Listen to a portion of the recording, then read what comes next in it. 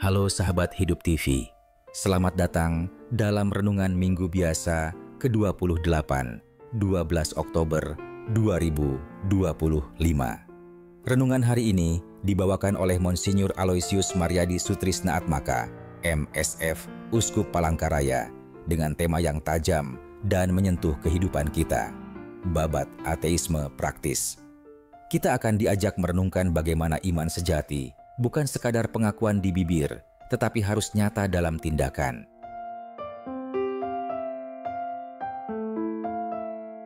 Peranan iman sungguh besar. Bahkan, Yesus sendiri berkata, "Sekiranya kamu mempunyai iman sebesar biji sesawi, kamu dapat berkata kepada gunung ini, 'Pindahlah dari sini ke sana,' dan gunung itu akan pindah." Kalimat Yesus ini menggambarkan betapa dahsyatnya kuasa iman. Namun, banyak orang bertanya, apakah mungkin iman sebesar itu benar-benar bisa mengubah sesuatu? Jawabannya, ya, bisa.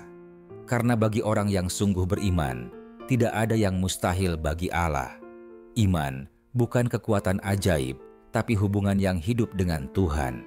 Ketika kita menyerahkan diri sepenuhnya kepadanya, kuasa Allah bekerja dalam hidup kita dengan cara yang seringkali melampaui akal manusia.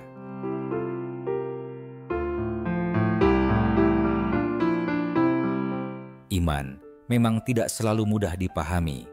Santo Anselmus dari Canterbury menyebutnya fides quaerens intellectum, iman yang mencari pengertian. Artinya, kita tetap boleh bertanya, merenung, dan berusaha memahami. Tetapi pada akhirnya iman melampaui logika. Iman bukan menolak akal, tetapi menempatkan akal di bawah terang Tuhan. Kecerdasan manusia adalah anugerah.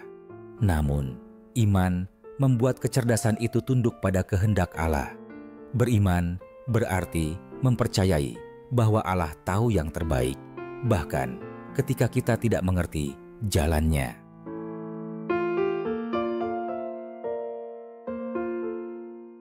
Kisah pertama datang dari Naaman, seorang panglima yang menderita kusta. Ia disembuhkan karena menuruti perintah Nabi Elisa, mandi di sungai Yordan 7 kali. Naaman awalnya ragu, tapi akhirnya taat dan sembuh. Iman tumbuh dari ketaatan. Kadang Tuhan tidak menuntut hal besar, hanya kesediaan untuk patuh. Kisah kedua datang dari Injil Lukas. 10 orang kusta yang berteriak, "Yesus Guru, kasihanilah kami." Yesus hanya berkata, "Pergilah, perlihatkanlah dirimu kepada imam-imam." Dan di tengah jalan, mereka semua disembuhkan. Namun, hanya satu yang kembali bersyukur. Iman dan syukur adalah dua sisi dari koin yang sama. Tanpa syukur, iman mudah berubah menjadi formalitas. Yesus berkata kepada orang itu, "Berdirilah dan pergilah, imanmu telah menyelamatkan engkau."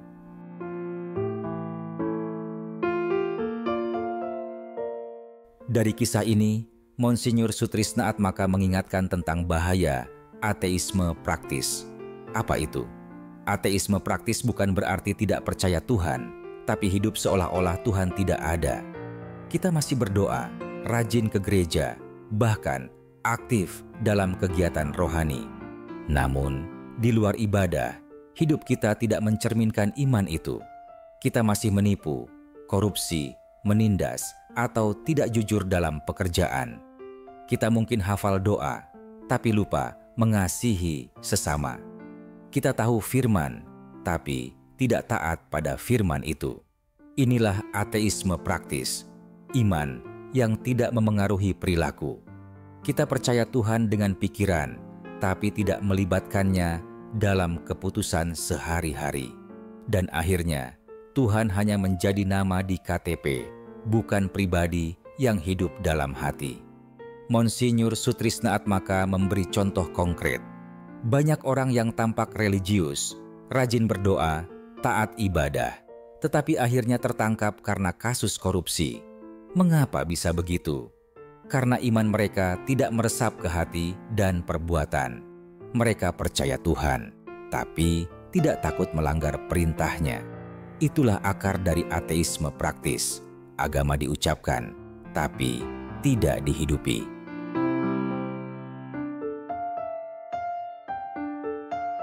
Iman sejati tidak berhenti pada ritual. Iman sejati mengubah cara berpikir, bertindak, dan berbicara. Orang beriman sejati akan menolak kejahatan, jujur dalam kerja, dan bersyukur dalam setiap keadaan. Kita dipanggil untuk menjadi seperti satu orang kusta yang kembali bersyukur. Ia sadar, kesembuhan itu bukan karena dirinya, tapi karena belas kasih Tuhan. Ia datang dan sujud di kaki Yesus. Sebuah tindakan sederhana, tapi penuh makna. Pertanyaannya, dari 10 yang disembuhkan, kita ini termasuk yang mana? Apakah kita termasuk yang 9 yang melupakan Tuhan, atau 1 yang bersyukur dan kembali kepadanya?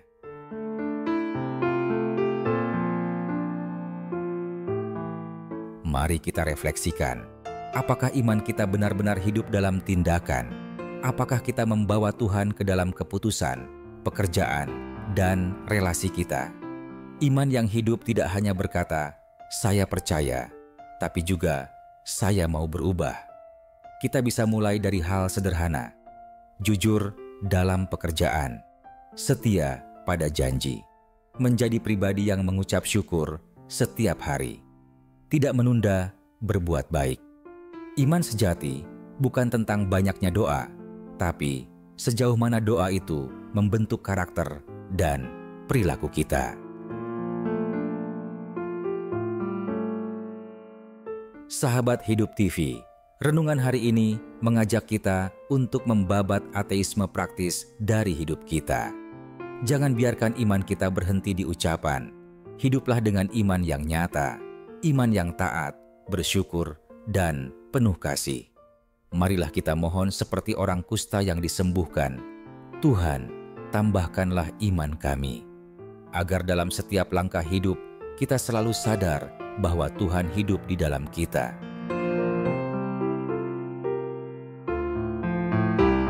Marilah berdoa. Tuhan yang Maha Baik, Engkau mengenal hati kami lebih dari siapapun. Tambahkanlah iman kami, ya Tuhan. Ajari kami untuk tidak hanya mengucapkan nama-Mu, tapi juga menghidupinya dalam setiap tindakan. Bentuklah kami menjadi orang beriman yang taat, jujur, dan bersyukur. Amin.